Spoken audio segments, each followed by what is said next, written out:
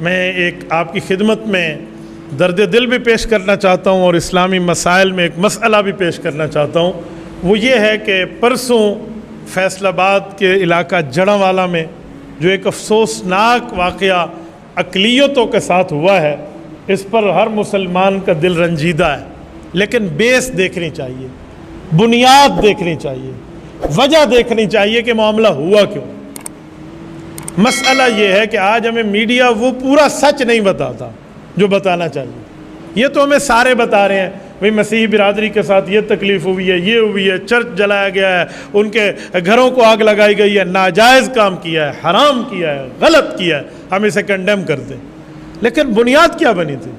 پورے پاکستان میں عیسائی بستے، آج تک کسی مسلمان نے کسی عیسائی کے چرچ کو جلانے کی ہمت نہیں کی اور نہ وہ کرے گا۔ کسی عیسائی کے گھر کو جلانے کا وہ سوچ بھی نہیں سکتا مسلمان۔ ہم ان کا احترام کرتے ہیں، اقلیتوں کا، مائنارٹیز کا ہمارے ہاں قدر ہے۔ وجہ کیا ہے؟ معاملہ کیا ہے؟ یہ ہمیں میڈیا نہیں بتا رہا۔ بھائیو، وجہ یہ تھی کہ مسیحوں میں سے 2 شخصوں نے قرآن کریم کو جلایا، قرآن کریم کی بے حرمتی کی، اللہ کے کتاب کی توہین کی۔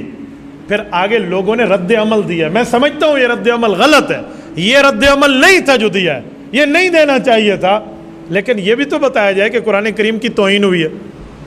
میں بہت حیران ہوں، میں نے رات تمام میڈیا چینلز کا وزٹ کیا ہے، سارے بتا رہے ہیں کہ وہاں انجیل شریف جلائی گئی ہے، چرچ جلائے گئے ہیں، مسیح برادری کے گھر جلائے گئے ہیں۔ میں نے کہا یہ 100% غلط ہے، حرام ہے، ناجائز ہے۔ اقلیتوں کا تحفظ کرنا مسلمان کی ذمہ داری ہے، لیکن وہاں قرآن کریم کی بات تو کی جائے نا۔ مسلمانوں کے دل کتنے چھیدے ہوئے اور غمزدہ ہیں سویڈن کے واقعے کے بعد۔ وہاں سرکاری لیول پہ پرمیشن ملی اور انہوں نے قرآن جلایا اور سب مسلمانوں نے اس پر احتجاج کیا۔ تو اب یہ سینسیٹیوٹی برقرار تھی اور موجود تھی کہ اس دوران قرآن کریم کی توہین ہوتی، تو پھر اس طرح کے معاملات تو معرض وجود میں آئیں گے۔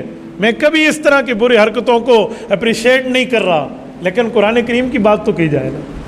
عالمی دنیا میں ہمارا تاثر کیا جائے گا کہ ملک پاکستان نعوذ باللہ فسادی لوگ ہیں، یہ اپنے مائنارٹیز اور اپنے اقلیتوں کے حقوق کے کھانے والے ہیں۔ نہ بابا، ہم اقلیتوں کا وہ تحفظ جانتے ہیں، ہمیں ہمارا مذہب اقلیتوں کا وہ تحفظ بتاتا ہے جو آج تک کسی مذہب میں نہیں ہے۔ میں آپ کو کئی مثالیں دے سکتا ہوں۔ اسلام میں ایک چمکتا دمکتا دور حضرت معاویہ بن ابی سفیان رضی اللہ عنہ کا ہے۔ حضرت معاویہ کے دور میں ایک عیسائی بستی کو فتح کیا گیا اور اس پر مسلمانوں نے اپنی حکمرانی قائم کی، اور وہاں اسلام کا حکم یہ ہے کہ جس وقت مسلمان مفتوحہ علاقے میں پہنچیں تو تمام اقلیتوں کو تحفظ ہوگا۔ وہ 1 سال کا جزیہ دیں گے مسلمانوں کو، تو وہ جزیہ وصول کر لیا گیا، لیکن اتفاق سے 6 ماہ کے بعد وہ بستی حضرت معاویہ رضی اللہ عنہ کو جنگی حکمت عملی کے تحت چھوڑنی پڑی۔ تو 1 سال کی حفاظت کا ان کا ٹیکس لے چکے تھے، تو حضرت نے وہاں رجسٹر کھلوائے، وہاں دیوان کھلوائے، لسٹیں دیکھی کس سے کتنے پیسے لیے تھے، اتنے لیے، ان کے 6 ماہ کے پیسے واپس کر دو، ہم اگلے 6 ماہ میں ان کی حفاظت نہیں کر سکتے۔ ایک ایک کی لسٹیں بنا کے ان کے گھروں میں پہنچا کر مسلمانوں کو، فوج کو بھجوایا گیا، اور انہوں نے جا کے وہاں ان کے پیسے واپس کیے اور کہا ہم آپ کی بستی کا نگرانی کا معاملہ چھوڑ رہے ہیں، اب آپ اپنے معاملات خود سنبھال لیں۔ عیسائی، یہودی، مجوسی، ان جیسے لوگ رونے لگ گئے، ان کی آنکھوں میں آنسو تھا، فیملیز رو رہی تھی کہ یار یہ کام تو ہم سے ہمارے لوگوں نے بھی نہیں کیا، اتنی اچھائی تو انہوں نے بھی نہیں کی جتنی اچھائی آپ کے اسلامی حکمران نے ہمارے ساتھ کی۔ تو مسلمان کا معاملہ تو یہ ہے۔ اور سنیں، ایک مرتبہ ایسا ہوا، حضرت معاویہ رضی اللہ عنہ کا دور تھا، عیسائیوں کی بستی پر حملہ آور ہونا تھا، لیکن ان سے معاہدہ تھا، مثلاً معاہدہ یہ رات 12 بجے ختم ہونا ہے، 2-3 سال کا معاہدہ چل رہا تھا۔ تو حضرت معاویہ نے جنگی حکمت عملی کے تحت بارڈر پر فوج اکٹھی کرنا شروع کر دی، پورا مجمع اکٹھا کر لیا۔ جیسے معاہدہ ختم ہوا، بلا ان کو متنبہ کیے انہوں نے اس پہ یلغار کر دی اور بستی فتح کر لی۔ ایک صحابی بیٹھے تھے حضرت ابو درداء رضی اللہ عنہ، انہوں نے حضرت معاویہ کو کہا کہ میں نبی پاک صلی اللہ علیہ وسلم کے پاس بیٹھا تھا، حضور پاک علیہ السلام کے سامنے ایسا معاملہ پیش ہوا تو اللہ کے رسول نے فرمایا اگر معاہدہ ختم ہو گیا تو اطلاع کے بغیر یہ کام کرنا غلط ہے، یہ کام اسلامی تعلیمات کے منافی ہے۔ حضرت معاویہ نے اسے بلا کر پوچھا آپ نے اپنے کانوں سے نبی پاک علیہ السلام سے یہ فرمان سنا؟ کہا جی ہاں۔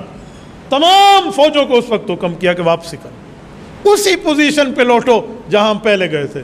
ایک ایک بندہ اپنے ہتھیار کو ہاتھ میں لیے ہوئے، کمر اور سر کے معاملات پر باندھے ہوئے اپنے ہتھیار واپس آ گیا، اور وہ فتح کی ہوئی بستی چھوڑ دی ایک نبی پاک علیہ السلام کے فرمان پر۔ تو اسلام تو اقلیتوں کو اتنا تحفظ دیتا ہے، تو مسلمان یہ کام کبھی نہیں کرتا۔ لیکن بنیاد تو دیکھیں یار، قرآن کریم کو جلانا کوئی بندہ برداشت کرے گا؟ ہم جتنے بیٹھے ہیں ہم کہیں گے ہماری جوانیاں لگ جائیں لیکن قرآن کی حفاظت ہو جائے، ہماری اولاد ذبح ہو جائے لیکن اللہ کے قرآن کی حفاظت ہو جائے۔ تو ایسا نہیں ہونا چاہیے۔ اور پھر جن لوگوں نے وہاں آگ لگائی ہے، یہ کوئی اسلامی تعلیمات نہیں ہے، کوئی ان کو اسلامی تعلیمات اور علماء کا جو ہے نا کیا کہتے ہیں، نہ ساتھ تھا نہ ہے نہ ہوگا۔ ان کے خلاف کارروائی کرنی چاہیے، میں اس کی تائید کرتا ہوں۔ لیکن جنہوں نے قرآن کریم کی عظمت کے خلاف کام کیا ہے، اور ہماری معلومات میں وہاں کے اسسٹنٹ کمشنر وہ بھی اسی معاملات میں شریک ہیں کہ وہ بھی انہی کے ساتھ، انہی کے مذہب سے متعلق، اور انہی میں اس نے نرمی برتی ہے جس کو ہٹا بھی دیا گیا ہے۔ ان کے خلاف بھی انکوائری ہونی چاہیے۔ یہ بھی پوچھا جائے کہ انہوں نے سرکاری اجازت کے معاملات اور اس ایمان پر کیوں قرآن کریم کی بے حرمتی کی ہے۔ تو آج میڈیا آدھی بات پیش کر رہا ہے، تو میں نے آپ کی خدمت میں فلی پکچر پیش کی ہے تاکہ دونوں سائیڈوں سے معاملات سامنے آئیں اور دونوں سائیڈوں سے ہمارے سامنے حالات آئیں۔ یاد رکھو کبھی ایک نقطہ نظر کو دیکھ کے بندہ بات نہ کرے، مکمل دونوں طرف سے سنیں۔ حکیم لقمان رحمہ اللہ فرماتے ہیں اپنے بیٹے کو نصیحت کرتے ہو کہ بیٹا، اگر تیرے پاس کوئی شخص آئے اور آ کر یہ کہے کہ مجھے فلاں بندے کے پاس چل کے مجھے بدلہ نکال کے دے، بدلہ لے کر دے، اس بندے نے میری آنکھ نکالی ہے اور آنکھ کا ڈیلا اس نے ہاتھ کی ہتھیلی پہ رکھا ہو، تو فرمایا بیٹا جلدی نہ کرنا، اس سائیڈ کو بھی سن لینا، ہو سکتا ہے یہ اس کی دونوں آنکھیں نکال کے آیا ہو۔ تو پہلے یہ بھی دیکھنا چاہیے۔ تو پوری سچویشن کو بندہ دیکھے تب جا کر یہ معاملہ ہو۔ ہم کتنے سال سے مینارٹیز کے ساتھ رہ رہے ہیں، ہم میں سے تو ایسا کچھ بھی نہیں ہوا۔ رات ہمارے علماء کرام نے بیٹھ کے عیسائی بشپ کے ساتھ، ان کے جو محترم ہیں، بزرگ ہیں، ان کے جو اکابرین ہیں، ان کے ساتھ بیٹھ کے پریس کانفرنس میں اس غلط کام کو کنڈیم کیا ہے۔